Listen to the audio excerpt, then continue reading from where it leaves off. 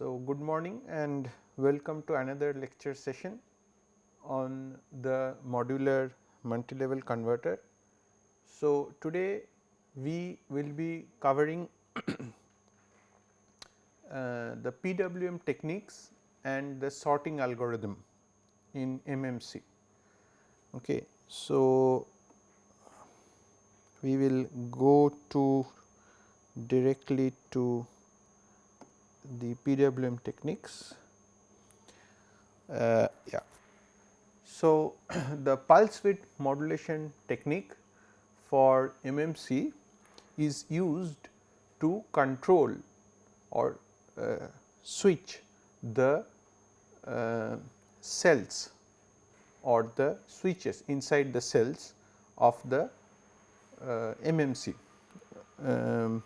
So, basically we get some reference signals from the controller like a conventional VSI. We get some reference signals which normally we term it as VA reference, VB reference, VC reference for a 3-phase voltage source converter, and based on that we do a pulse width modulation. Pulse width modulation is a switching action by which we control the switching sequence of the switches or the transistors inside the converter. So, in a similar way we get reference signals for the MMC, and based on this reference signals and a PWM technique we will be switching the cells or the switches inside the cells. Now, this action is very similar to what we have already discussed in during the cascaded edge bridge operation. Okay. So, the we also use this level shift PWM and phase shift PWM techniques just like what we had done in cascaded edge bridge. The same technique we will be using in case of MMC, but in addition to this PWM technique, the MMC has capacitors in the DC bus, and so we will need some additional logic to balance the capacitor voltages, and this is done through the sorting algorithm which we will discuss today. Okay. But let me in order to maintain that this lecture is also kind of like somewhat independent of the cascaded edge bridge lectures, I will briefly recap the level shift PWM and phase shift PWM techniques, and you are requested to also see those lectures with what we had covered in during cascaded edge bridge. Now, from the basic operation of MMC we have understood that the arm voltages are controllable voltage sources, and these controllable voltage sources are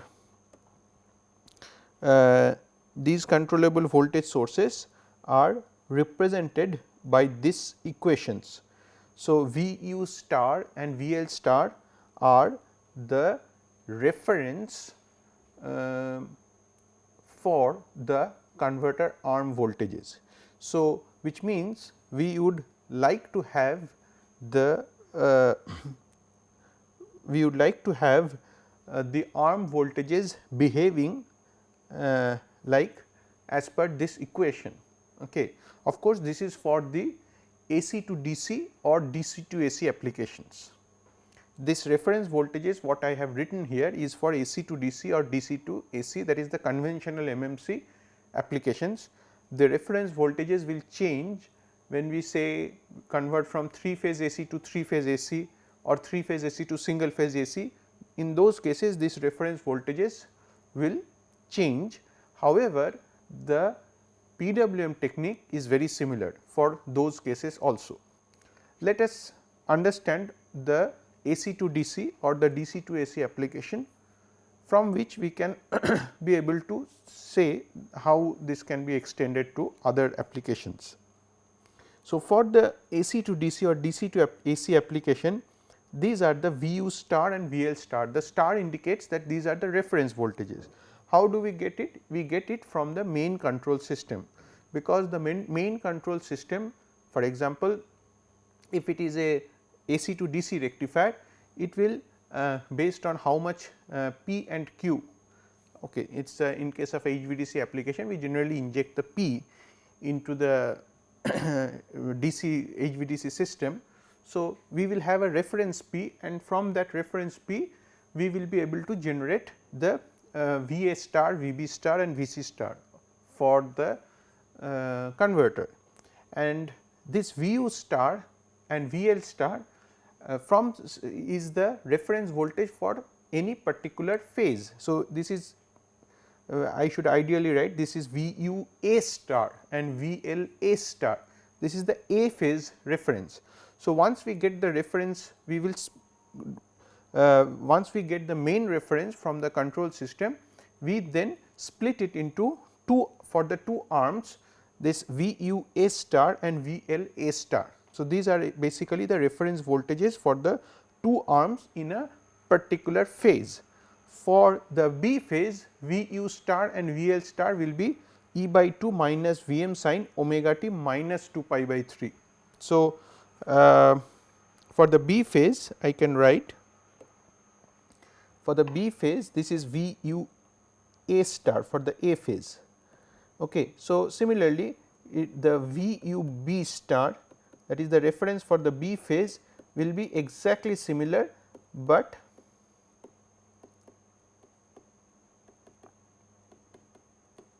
okay, something like this, and similarly VU VL B star is also like this. Okay.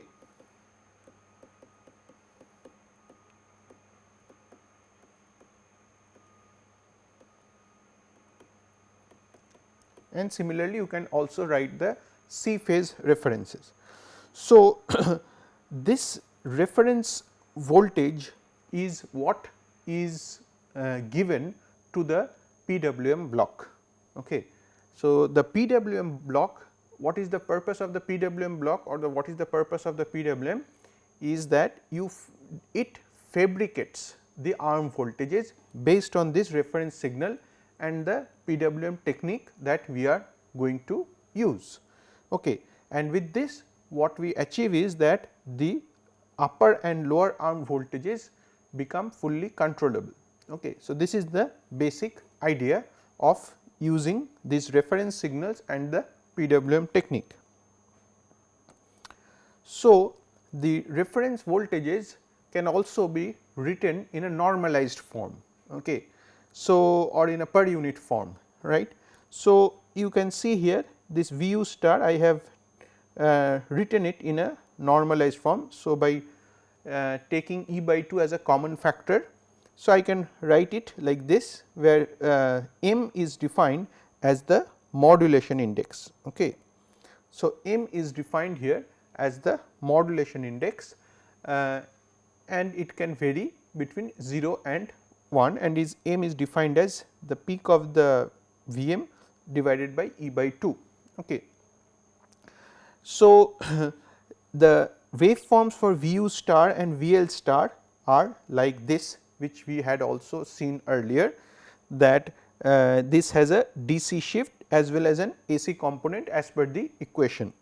Note that this reference is between 0 and 1. So, we have normalized it now, and it is the red one and the blue one are for the upper and the lower arm.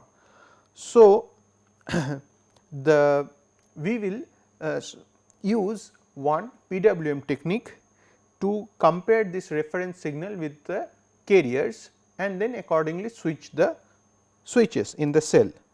So, okay, before I go there, just let me recap that the arm voltages from the half bridge is unidirectional in nature, while the arm voltage from a full bridge is bidirectional in nature. Okay. So, this is what is going to be produced from the arms. Okay. So, this is what is desirable arm voltage. Of course, we will have a PWM here, and this PWM typically looks like this here. So, there will be switching actions here. Okay. This is how the so that the reference voltage, for example, is this is the if the this is the reference. So, this is the reference voltage. Okay. Okay, the reference voltage lies here. Okay. So, this is the actual arm voltage. Actual arm voltage is having the PWM pulses on the waveform itself. Now, when there are many cells connected in series, then we may not use a PWM. Just to clarify it here, if the number of cells in the arms are very large, say hundreds, then we may not actually even do these pulse patterns here, and we can simply go ahead and just have a square wave kind of operation here. Okay. If the number of pulses are very large, because the height of the pulse becomes so small, then that the PWM or the switching action is not at all needed. Okay. So, if the steps are so small in size. Now, so we can, in order to realize this switching action, both level shift PWM and phase shift PWM techniques can be used, just like what we have done during the cascaded edge bridge operation and that discussion. So, suppose we want to use the phase shift PWM in MMC. So, this is the so we can see here the reference signal. This is the reference signal which we had shown. Suppose this is for the upper arm, and we have several carriers here. Okay. We have several carriers, and we know that in phase shift PWM we give a slight phase shift between the carriers. Okay. So, in this case, in this waveform, we are having or in this converter we are having 3 cells in the upper arm. So, we use 3 carriers. Okay. Now, in case of phase shift PWM, all the cells will get an identical reference waveform, but the amplitude gets reduced by a factor of n. So, which we had said earlier also, I had talked about it, that the basic idea of phase shift PWM is that each cell gets its own identical reference waveform. Suppose there are 4 or 5 cells like this. So, all of them will get their identical reference waveforms, and each having an amplitude of 1 by n. Okay. And this we will compare with triangles, individual triangles like this, but the triangles are phase shifted by a slight angle. That is why it is called phase shift PWM. And what is that angle? That angle is this 180 degree by n. Okay. And this slight phase shift between the carriers help us to push the harmonics into the higher switching frequency domain. Okay. So, if the carrier frequency is Fc, then if there are n number of carriers with this phase shift PWM, the main harmonics shift to n times Fc.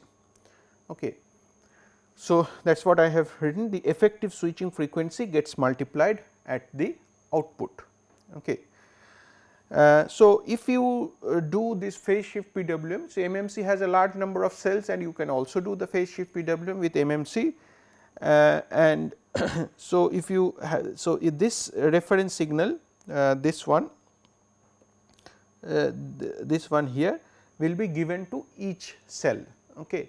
And but the carriers in the cells, say suppose there are 3 cells C1, C2 and C3, the cells will have their own individual carriers phase shifted, and will do the comparison, like when the triangular wave is more than the sorry, when the reference wave is more than the triangle, we switch on the upper device, and when the reference wave is less than the triangle, we switch on the lower device. So, we get, suppose if it is a half bridge configuration, we get 0 or VDC here on the output of one cell, okay, 0 or VDC, something similarly 0 or VDC here and 0 or VDC here. So, it will always switch between 0 and VDC because it is a half bridge cell, and then we add all of them together and we get the overall arm voltage. Okay. This is the overall arm voltage that we get from the converter. So, once we get the reference signal for the arms, it is now exactly similar to how we have already done with cascaded edge bridge. By using phase shift PWM, we give slightly phase shift to these carriers and we do the switching action, and the logic is pretty much repetitive what we have seen earlier. Now, what happens in level shift PWM? Exactly same, but here what we give is a vertical shift to the carriers. Okay. So, for the level shift PWM, so there is one reference waveform which we will use for switching all the cells. Okay. So, the cells will have individual carriers, and these carriers are vertically shifted. Okay. This is, so say for example, for cell 1 this is the carrier, for cell 2 this is the carrier, and for cell 3 this is the carrier, but there is only one reference waveform. Okay. So, then again we follow the same logic, that if the reference waveform is more than the carrier, we turn on the switch, otherwise we turn off the switch. And suppose so for carrier, with this carrier 1, suppose we turn on this cell, we switch this VA1, that is the output of cell 1 is controlled through this carrier and the reference. So, here the cell is completely turned on because the reference waveform is more than the carrier, and here it does the switching action here, right. In a similar way, you can see for cell 2, the reference waveform passes through the carriers here and here. So, in this section the reference waveform is more than the carrier. So, it has been fully getting clamped to the VDC voltage. Here there is a switching action happening because it is passing through the carrier, and here it is fully turned off. You can see it is fully turned off. And third section is here. So, for the third cell like this, here there will be switching action here, and otherwise it will be completely turned off. As you can see here, this for the third cell there are switching actions because there is something, the reference waveform is crossing the carrier here. So, there is a switching action here, otherwise it is fully turned off. Okay. So, basically the same thing, and then we add these 3 waveforms to get the arm voltage. Okay. Yeah. So, the phase shift PWM and the level shift PWM are basically the same strategy. We can use any one of them, but in case of MMC there is something else also which is to be noted. Okay. Now, phase shift PWM, if you make a comparison of this phase shift PWM or level shift PWM, phase shift PWM gives identical losses in each cell because the reference waveform is same for all the cells. Okay. But for balancing the capacitor voltages, because the cells have capacitors on the DC bus and we have to balance those capacitor voltages, phase shift, for implementing phase shift PWM, we need additional PI controllers to balance the capacitor voltages. In case of level shift PWM, the challenge is that, as you can see here, in case of level shift PWM, the switching pattern is not same for all the cells, and this will cause the uneven losses inside the cells, because the switching pattern, the conduction period and the switching instants are all different. So, the uneven losses will take place, but by using the sorting algorithm we can make the capacitor voltages balanced again. Okay. So, these are the two comparisons of the phase shift PWM and level shift PWM. Okay. Now, in order to understand this a little bit in more details, let us take the level shift PWM case. Okay. And we will see how with the level shift PWM and with the sorting algorithm we will be able to balance the capacitor voltages. So, here we will go a little bit more details into exactly how the switching is happening inside the converter or inside the arm of the converter. So, we have taken a level shift PWM case here. So, suppose this is the upper arm reference, okay, and it is spanning between 0 and 1 here. So, this is the upper arm reference, and since we are using level shift PWM, suppose let us assume there are 4 cells in each arm. Okay. So, this is an example. So, I would like to explain this through an example. Okay. We will take discrete examples and let us try to understand what is happening. So, suppose there are 4 cells in each arm, okay, and we want to do a level shift PWM on and try to get the desired arm voltages. Suppose this is an upper arm. So, we have already got the upper arm reference waveform, that is Vu star, Vu, suppose if it is an A phase, Vu A star, we have got that reference. So, this reference is this green waveform, okay, we have got it already. Now, we would like to switch the 4 cells in the each arm. Okay. Now, you can assume that the arms are composed of half bridges. Okay. We can assume that these arms are composed of half bridges, and so when you do the level shift PWM here, then so since there are 4 cells, so I have taken 4 carriers which are vertically phase shifted. Okay. The modulation index is very close to 1, say about 0.9, close to 0.9. Yeah, here. Now, you see here that these carriers here, so when the waveform, suppose let us take this portion of the waveform. Okay. Let us first concentrate on this portion.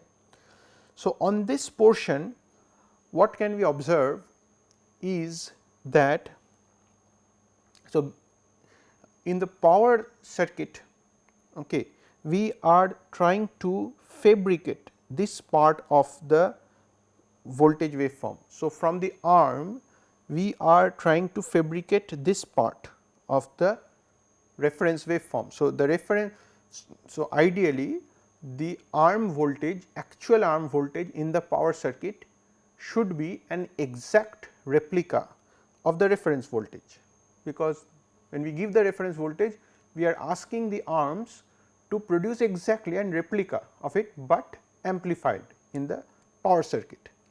So, when we give this, if we consider this part of the reference waveform which is getting compared with the lowest carrier, we see that out of these 4 cells, one cell should be doing the switching action, okay, and the rest of the 3 cells should be fully turned off. Okay. So, the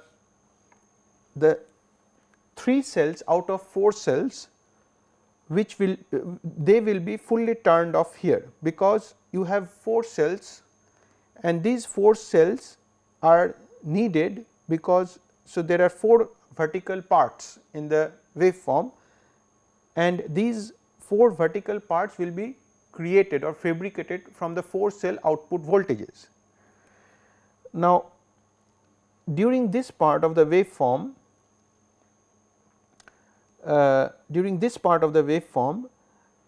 one cell should be doing the switching action. And how should it be doing the switching action? See here, so it will be doing the switching action like it will be turned on, and there here it will be turned off and again turned on and then turned off like this. This is one cell.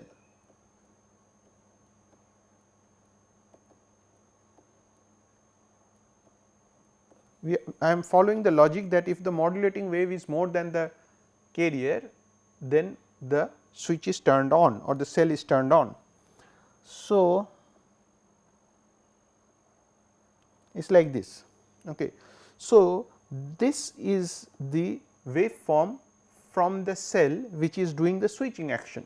Okay. It is on off and it is like the rest of the 3 cells are fully turned off, because we do not require those cell outputs. Okay. So, it is completely bypassed. So, the cell structure is something like this here, sorry, the cell structure is something like this.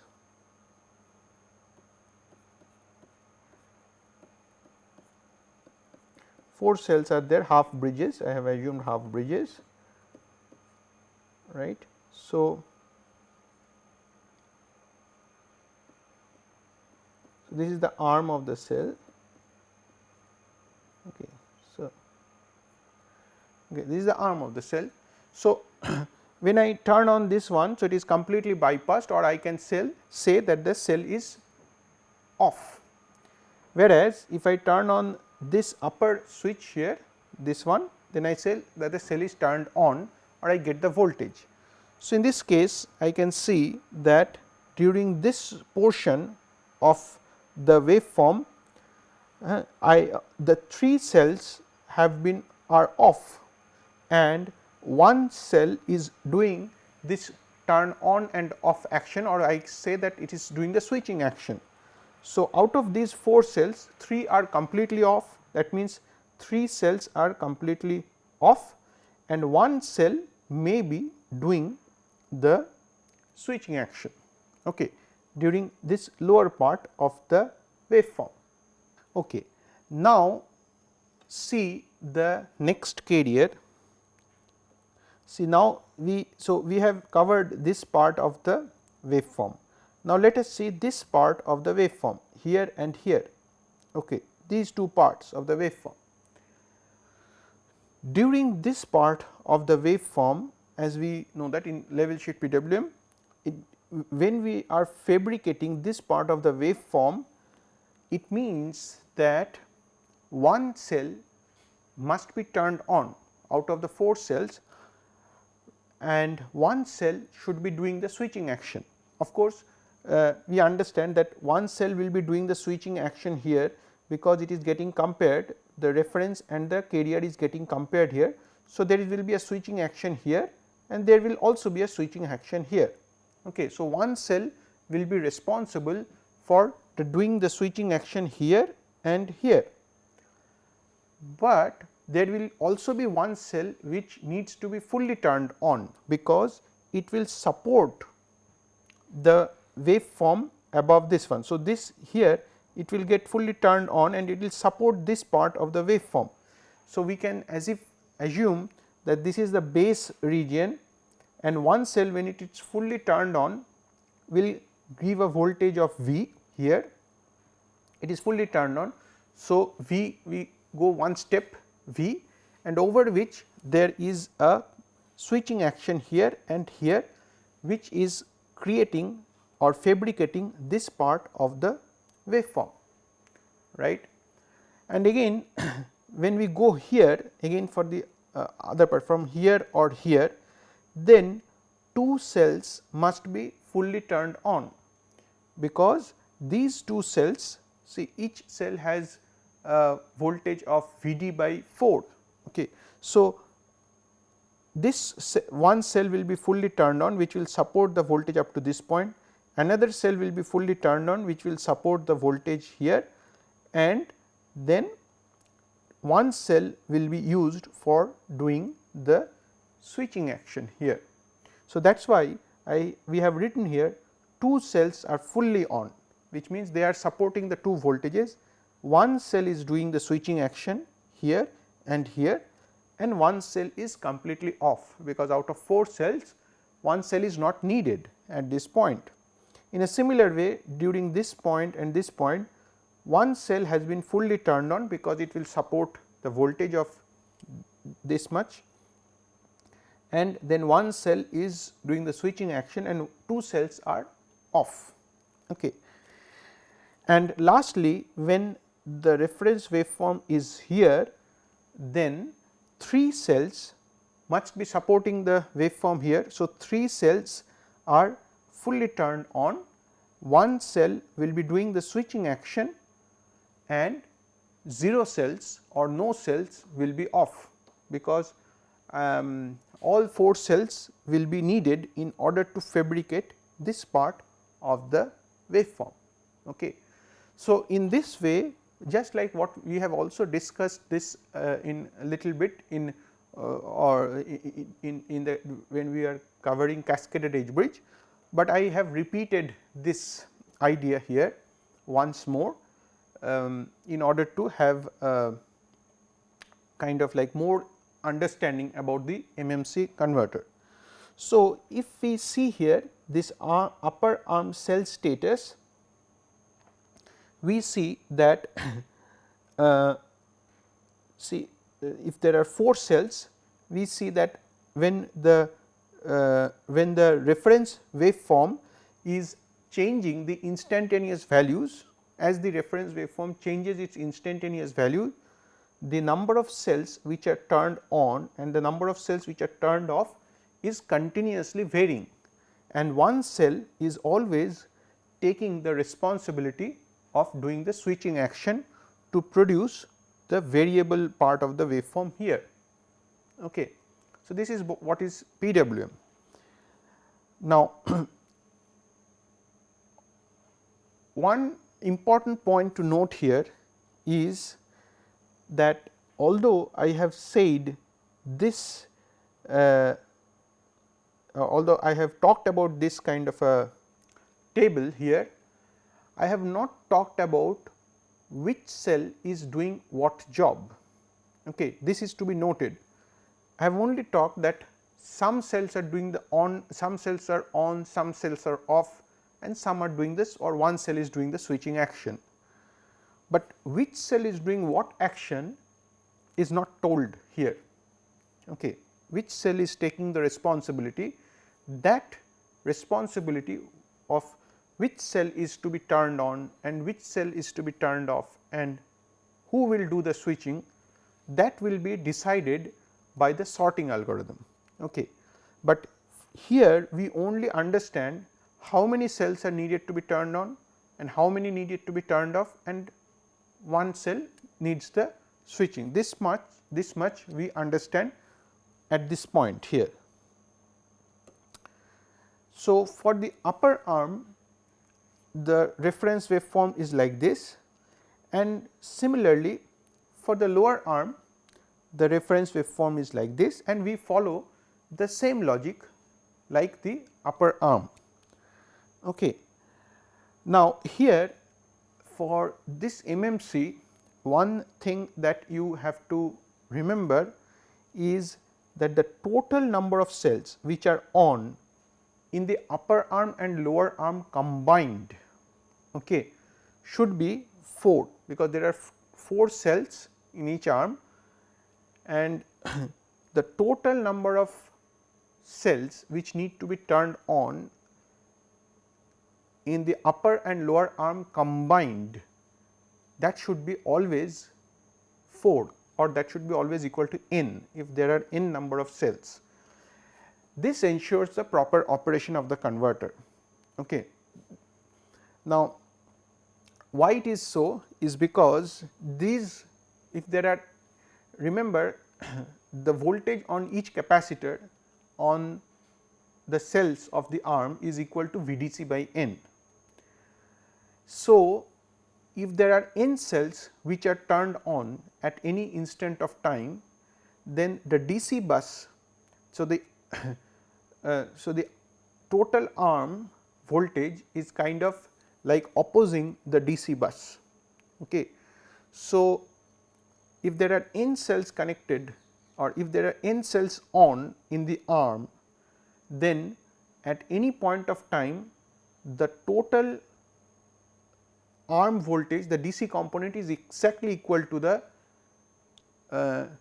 actual DC bus voltage magnitude, because each arm, each cell has a voltage of VDC by n. So, therefore, we always would like to keep that level equal, like the total DC bus voltage is equal to the sum of the capacitor voltages from the total arm, from the total leg. So, sum of the upper arm and the lower arm. So, the total number of cells which are on in the upper and lower arm combined should be 4, because the sum of, so the each capacitor voltage is VDC by 4. Okay. And so, if 4 cells are turned on, so the total voltage which is opposing the DC bus voltage in the leg, that is the upper arm and lower arm combined, in the leg the total voltage is VDC and they are matching. So, that is why we always keep it equal to n. This ensures the proper operation of the converter. You can violate this condition, but then suppose the DC bus voltage is VDC and the total leg voltage is not VDC, then you will see that the circulating current magnitude drastically goes up. Okay. So, we have to ensure that for the proper operation of the converter, this value, that the total number of cells in the upper and lower arm combined or in the leg is always equal to n, or 4 in this case. So, that you can see here that, for example, you have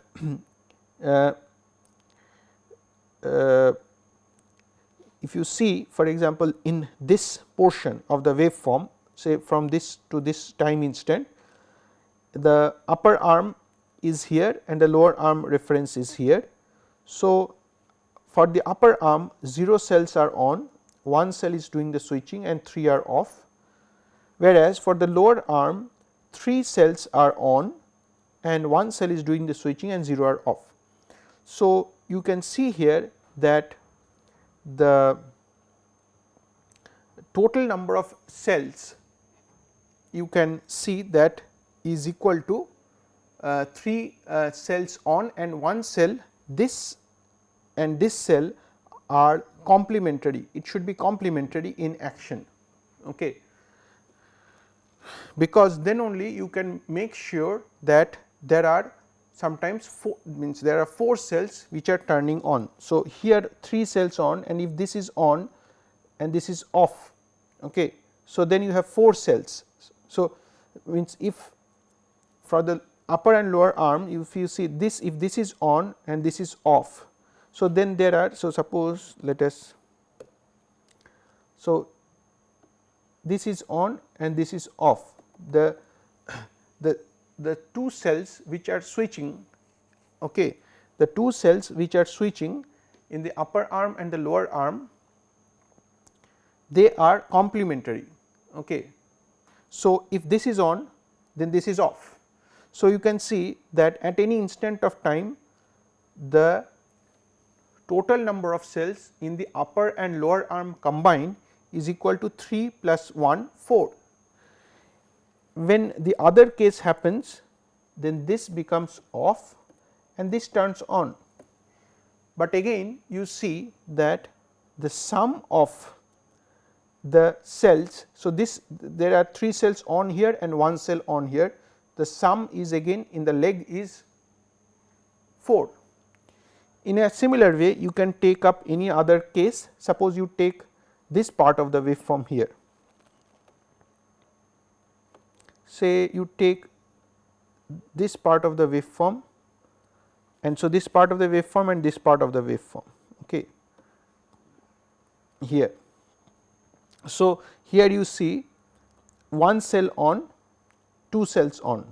So, the total sum of cells on is 3 and of course, 3 are off, and 1 cell is doing the switching, but when this turns on it will be off, and when this is off then this will be on. So, you see that if you take this and this part, then here also the number of cells in the total leg is again 2 plus 1 plus 1, that is 4 cells are on, 4 cells are off all the time. Okay. And this must be ensured for the proper operation of the converter at any instant of time. Okay. This must be kept in mind. Now, next comes what is called the sorting algorithm. Okay. So, why is the sorting algorithm needed? So, although first thing is we have understood that the arm voltages are made up of capacitors and real power is flowing through the capacitors, and without some kind of a sorting algorithm the capacitor voltages will diverge. So, what happens is, why the sorting algorithm is needed is that the sorting algorithm ensures that the DC bus voltage of all the capacitors are balanced with time. Okay. So, it may happen that since the capacitor voltages are in means without the sorting algorithm the capacitor voltages will start to diverge. So, we will take an example and then we will understand why this sorting algorithm is needed and how it functions. Okay. The basic idea here is that the DC bus voltages of all the capacitors have to be made same over time. Okay. This is what is ensured by the sorting algorithm. So, let us again come back to the example and try to understand the sorting algorithm. Now, we in order to understand it, let us again take this part of the waveform. We have taken 2 shaded portions of the waveform here and here, and again we take the assumption that there are 4 cells in each arm, and from the PWM technique which we have discussed, we find that 2 cells need to be turned on and 1 cell needs the switching, because 2 cells, because you are supporting the voltage here, and 1 cell needs the switching here, the PWM switching will happen here and 1 will be off. Okay. Now, the question is which cell will be on and which cell will be off. Okay. This is decided by the sorting algorithm. So, let us again assume that the cells are numbered C1, C2, C3, C4 in the upper arm. Okay. There are 4 cells which are numbered C1, C2, C3, C4, and the let us take an example, the nominal voltage on the cell is 1000 volt. Okay. So, we would like all the capacitor voltages to be balanced at 1000 volts, that is the DC bus. There will be always an oscillation over it, but overall it will be balanced at 1000 volt. How can we do that?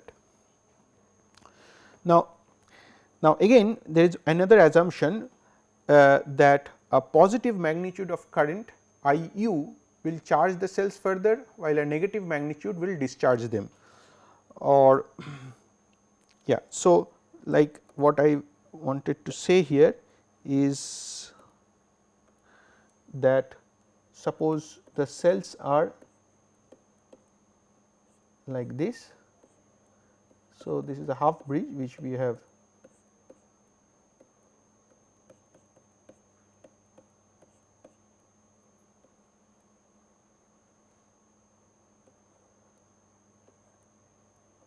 okay. So, so this is suppose I u, okay, and when I say that the positive current will charge the cells up, means that if you turn on this, so this current will charge up this cell here. Okay. So, when the cell is turned on, that means when the upper switch is turned on, then this current, the positive direction is such that it will charge up the capacitor voltages further, and if again the current is negative, it will discharge it. So, we are assuming this kind of a circuit connection, and this is the assumed direction of the current. Now, suppose at any particular, so okay, so this has shifted, sorry for that, these two zoomed areas have shifted. I would have actually these are the two zoomed areas. So, in this figure there is a mistake that the zoomed areas have shifted, I think, yeah. So, while doing the copy paste from the previous slide to this slide, I have made a mistake, but you can assume that this zoomed area should have been here and here anyway. So, at during this zoom area at any instant of time, the Vc1, there are 4 capacitor voltages and their voltages are something like this: 1000 volt, 990 volt, 1010 volt and 1005 volt. Okay. This is the instantaneous cell voltages. Okay. The first step in the sorting algorithm is that we sort these 4 voltages. Suppose we use a bubble sort algorithm and we sort it from low to high. You can also do from high to low, but you just sort it in fashion. So, you can sort it like 990. So, if you sort these voltages, then so 990 volt here, 1000 volt, 1005 and 1010 volt, and these are the, and this sorting, these are the capacitor voltages, and this sorting is done inside the controller, inside the DSP for example. So, the cell voltages, the instantaneous cell voltages are usually obtained from the ADC or the analog to digital controller. It will sense the voltage and this information will come to the controller. The controller will then do a sorting of these voltages and it will make a new such a table here. So, 990, 1000, 1005 and 1010 voltage volt. Next, what happens, you see here that now we have to decide which cell needs to be turned on, which cell needs to be turned off, and which one will be doing the switching, right. Because during this portion, remember I told you we have, see during this portion 2 cells need to be turned on and 1 cell will be off, 2 cells need to be turned on, 1 should be off and 1 should be doing the switching. Now, which cell will do which job? Okay. So, after this sorting, after the sorting we have found that this is the status of the capacitor voltages. Okay. C4 is minimum, C3 is maximum and C2 are C2 and C1 are in between, okay, the voltages on this. Now, if IU, that is the upper arm, is positive, okay. So, upper arm is positive means, so let me just quickly also draw it here somewhere. Upper arm positive means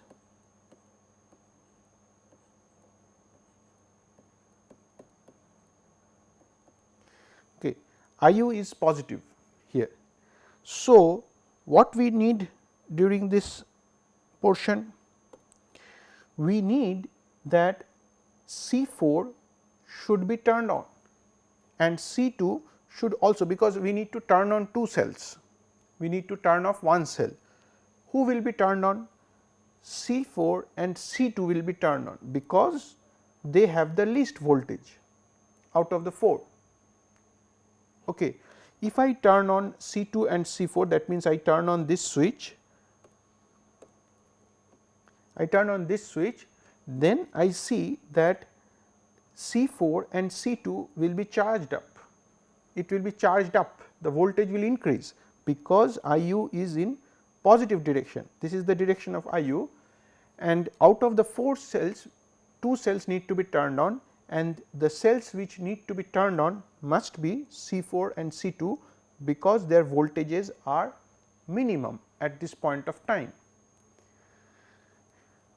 Which cell needs to be turned off? One cell needs to be turned off, and it must be C3 during this point, because C3 has the highest voltage 1010.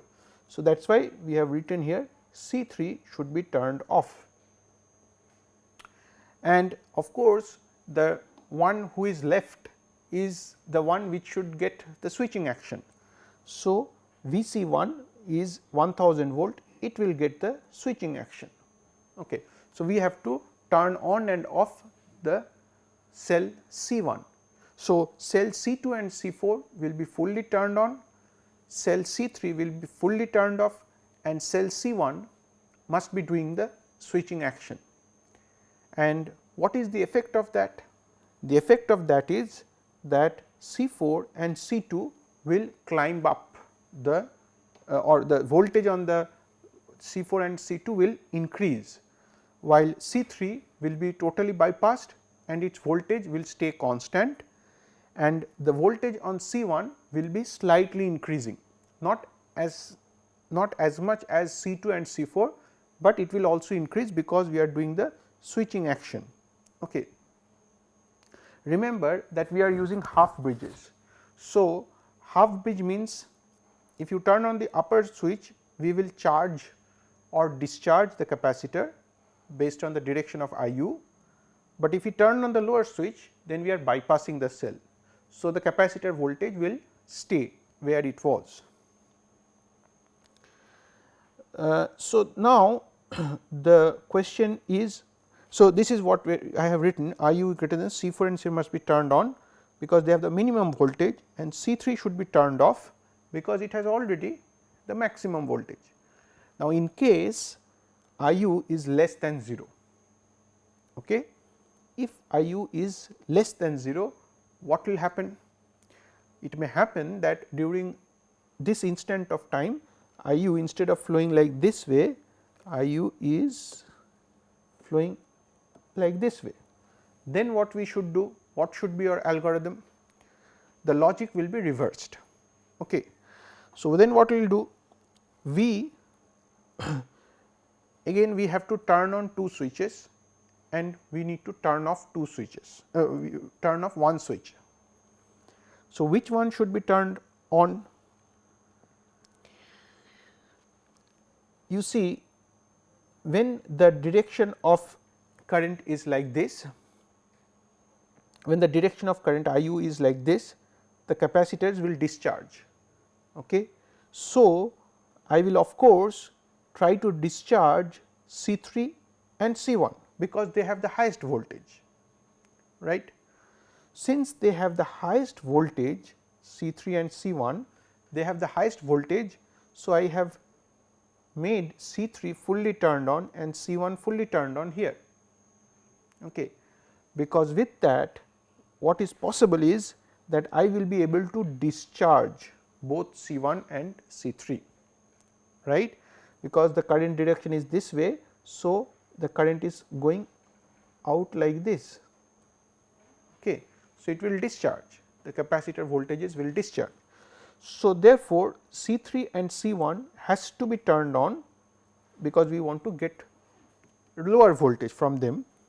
C4 must be turned off because see C4 is already at the minimum voltage, and if you discharge it further, it is going to go down further.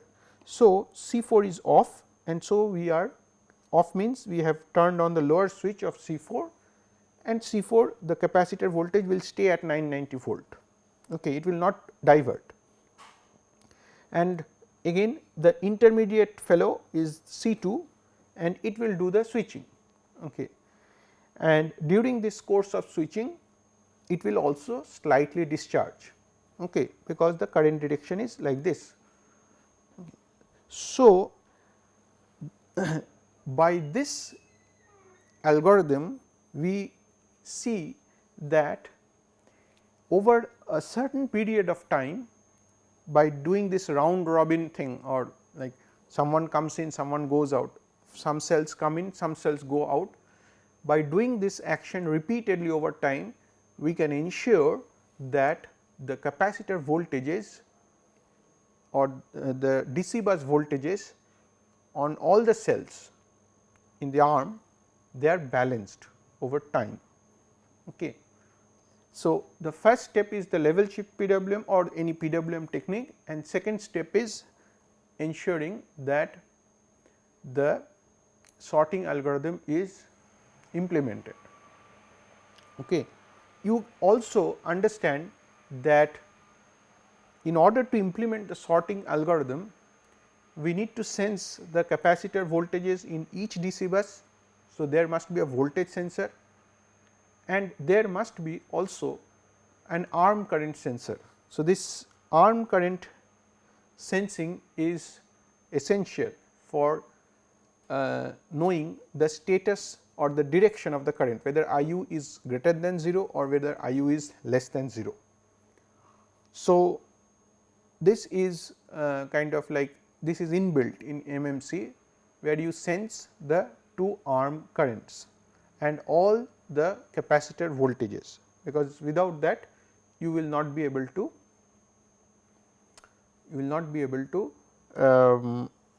balance these capacitor voltages. Okay.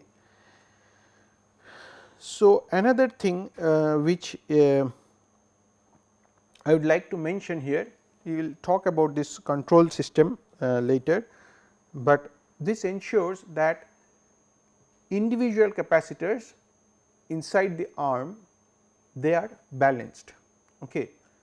However, the total arm voltage, that is the sum of the voltages, it may diverge. So, we must have a control which ensures that the total arm voltage is constant over time.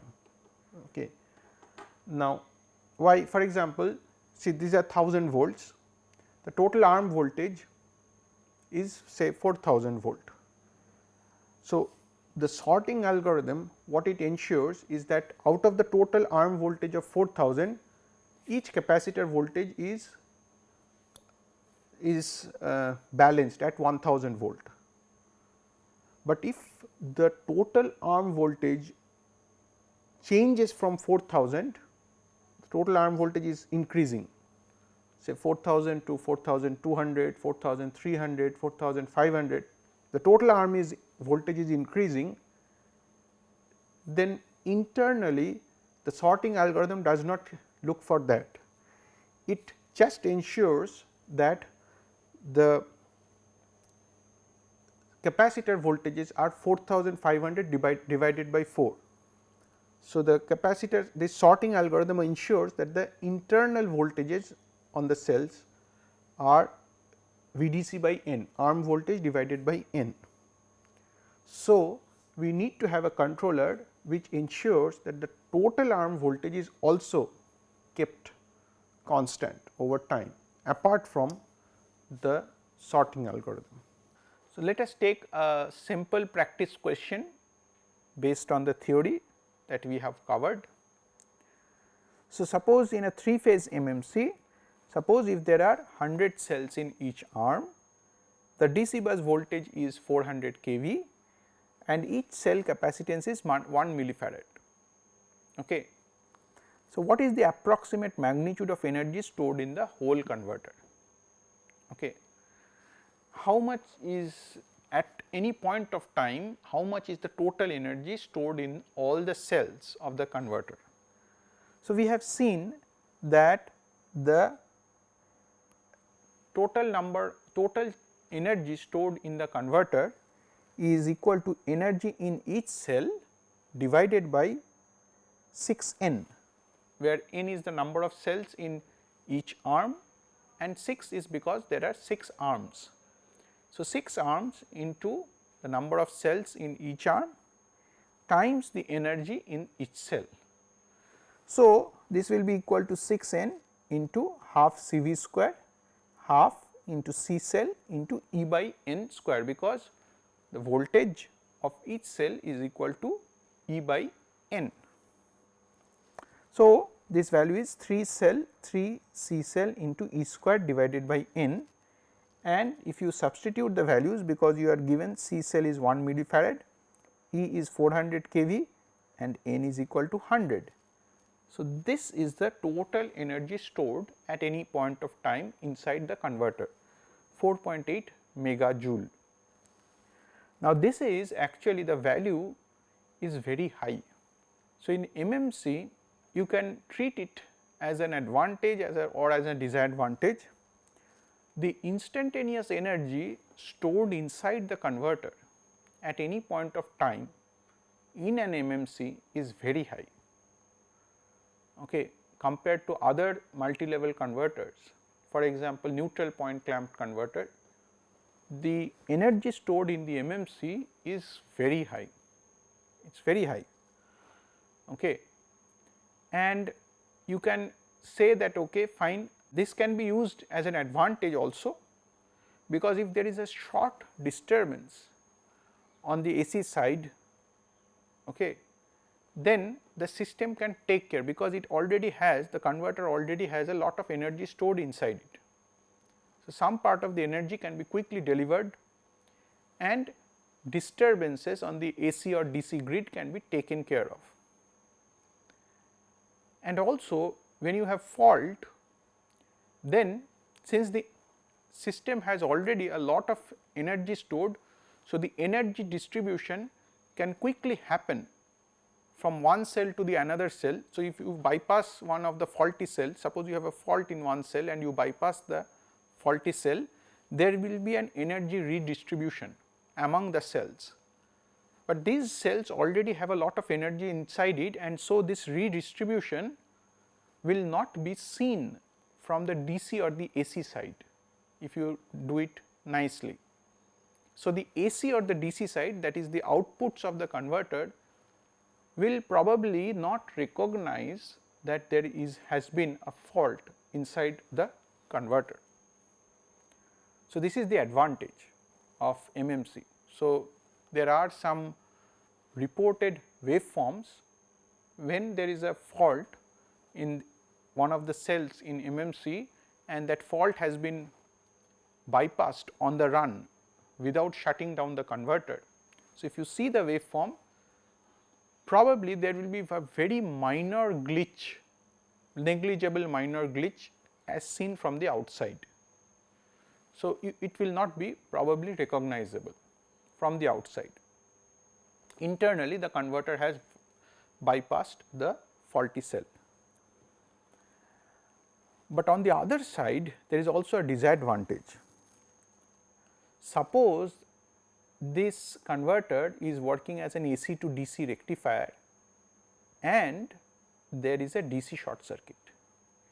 So, all these energies have in fact a path to discharge or dump, and it becomes very important that the protection mechanism inside the converter quickly operates and isolates the fault, and most importantly isolate the capacitors during the fault, because if the capacitors get a path for the fault current, then all the stored energy of the capacitors it will dump, and this is a huge amount of energy. So, it is important that during fault time you will not allow these capacitive stored energy or the stored energy inside the converter, you will not allow to dump it to the outside, okay, and you will try to kind of like keep it inside the converter without discharging.